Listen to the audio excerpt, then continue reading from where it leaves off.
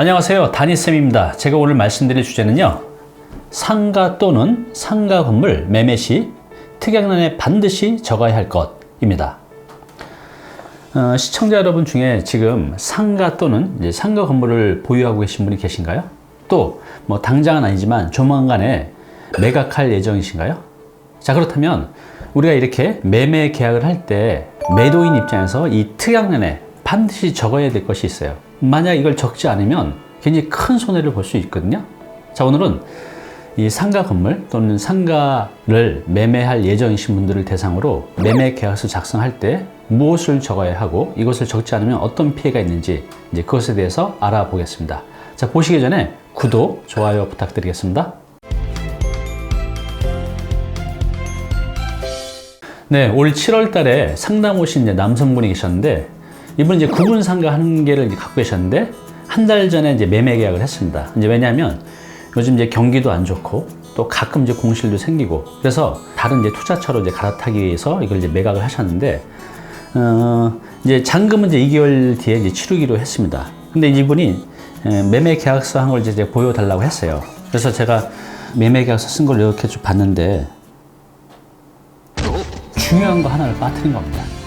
선생님, 왜 이거 안 쓰셨어요? 그거 써야 되나요?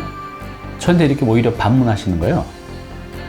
이분께서는 그 한 줄을 안 쓰는 바람에 지금 수천만 원의 손해를 보게 생겼습니다. 자, 오늘은 이 상황이 어떤 상황이고, 여러분들도 상가 또는 이제 사무실 매매 계약할 때 이 한 줄이 얼마나 이제 중요한지, 그리고 그게 어떤 의미가 있는지를 알아보는 시간을 갖도록 해보겠습니다. 네, 오늘의 주제입니다. 상가 또는 상가 건물 매매 계약 시 계약서 특약란에 반드시 적어야 될 것, 이것에 대해서 이제 알아보겠습니다. 자, 우리가 이제 상가의 총 매매 대금은 일반인들은 그냥 건물을 산다고 생각하는데 아니죠. 그 건물과 그 건물에 포함된 부속 토지를 함께 사는 겁니다. 우리가 이제 구분 상가 하나를 사도 그 구분 상가 하나에 있는 대지 지분이 있잖아요. 그래서 그 토지 가격과 그 건물, 이게 전체가 이제 하나의 우리가 이제 매매 대금이 되는 거죠.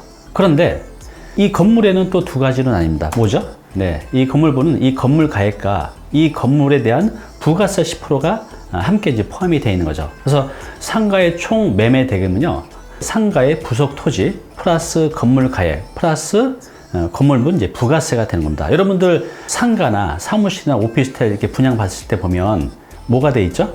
부가세 별도 이렇게 돼 있잖아요. 사는 사람, 여러분들이 부가세를 내잖아요. 그죠? 그래서 이 상가의 총 매매 대금은 이 건물분 부가세가 이제 포함되어 있는 겁니다. 자, 그러면 지금 이제 이 상가 건물의 매매 가격이 이제 10억이라고 하면, 그래서 건물 가격이 5억이고 이 상가의 부속 토지가 5억이면 이게 총 10억이죠. 자, 그런데 여기에 빠진 게 있죠. 뭐가 있죠? 네, 건물분 부가세 10%가 이제 빠져 있죠. 그래서 실제로는 전체 거래 가액은 부가세 10%를 포함한 10억 5천만 원이 이 상가 건물의 전체 이제 가격이라고 보시면 됩니다.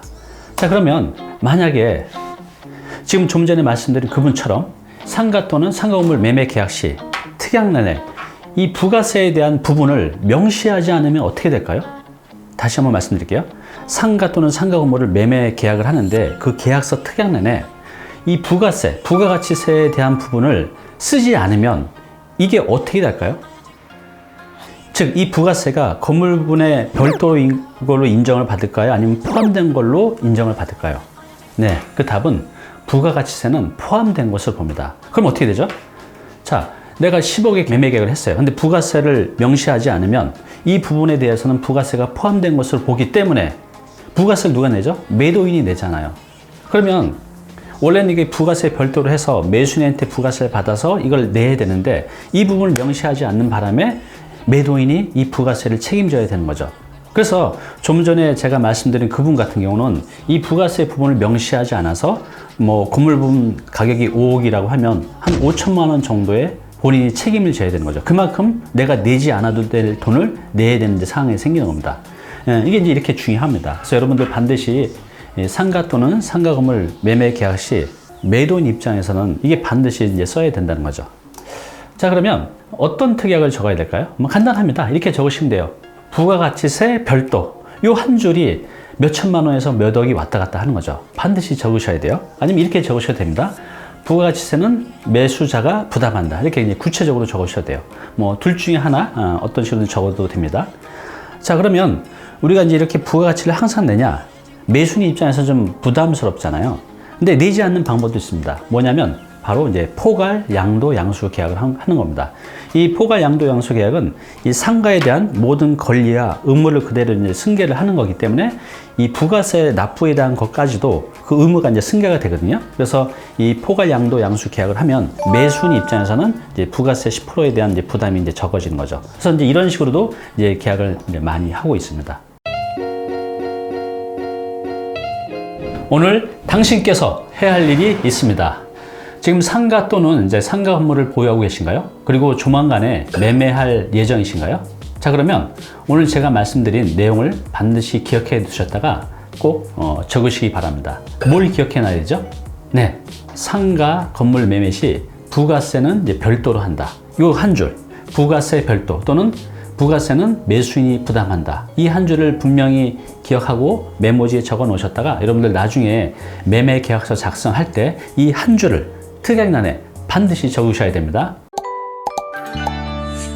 네, 우리가 보통 이제 부동산 매매 계약을 할 때 부동산을 사시는 분들은 많은 것들을 검토하고 준비를 합니다. 왜냐하면 일반적으로 우리가 부동산을 살 때 사기를 당하거나 문제가 생기는 쪽은 파는 사람이 아니라 사는 쪽이거든요. 그래서 사는 분들은 많이 고민을 하죠.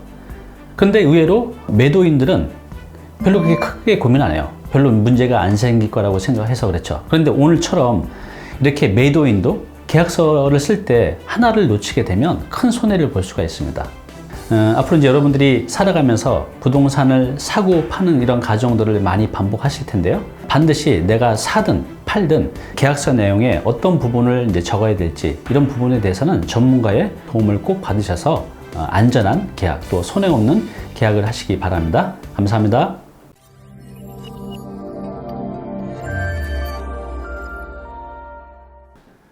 네, 오늘 정보 도움이 좀 되셨나요?